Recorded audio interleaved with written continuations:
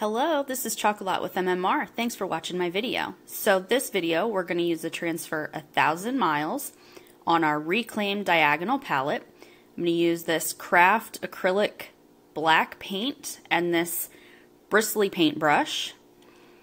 And this is kind of a dry brush technique, so you just need to get a little paint on your brush and then you wipe a little bit of it off so it's not super saturated, and then it helps get you to more of an weathered look. Some places sell actual like feathering brushes and things, so that's another technique that it can be called. But we're just going to do this until the whole board is covered, and we want to make the center section a little more solid than the outsides, so when we do our transfer on it, it shows up really well. Just have a little bit left to do here, and we're almost done with the painting.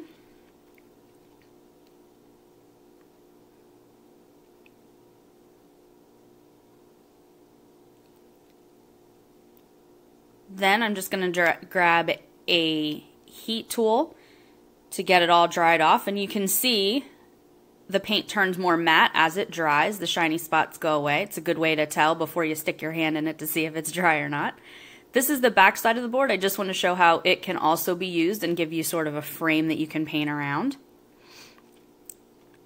And then we always want to wax our surface before we put a transfer on it, especially if we've painted it or it's a wood surface. That helps protect both the paint that we just put on the board as well as our transfer so that the paint doesn't lift onto the back of it. That's the wax that I use that you can find at the hardware store. That is Club Couture wax, which mine is pretty much empty, which is why I needed to use the store-bought one.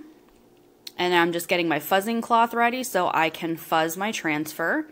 We always want to write the name of the transfer on our backing sheet so we know which side of the backing sheet goes on the transfer and which side is the paper side. And then we just fuzz our transfer again to help keep that paint from lifting. The wax helps, but we also want to make sure that we fuzz so when we peel our transfer it doesn't overstick and stretch. Now I'm using grayish colored chalk paste. I just stirred it up, added a little bit of distilled water to make sure it was a nice texture. Put it on the transfer. I'm using a small squeegee to spread that on there. You want to make sure all your silkscreen spots are covered, and then peel up your transfer. How awesome is that? A journey of 1,000 miles begins with a single step. Thanks so much for joining me, and I hope you come back. Be sure to like the video and comment if you have any questions.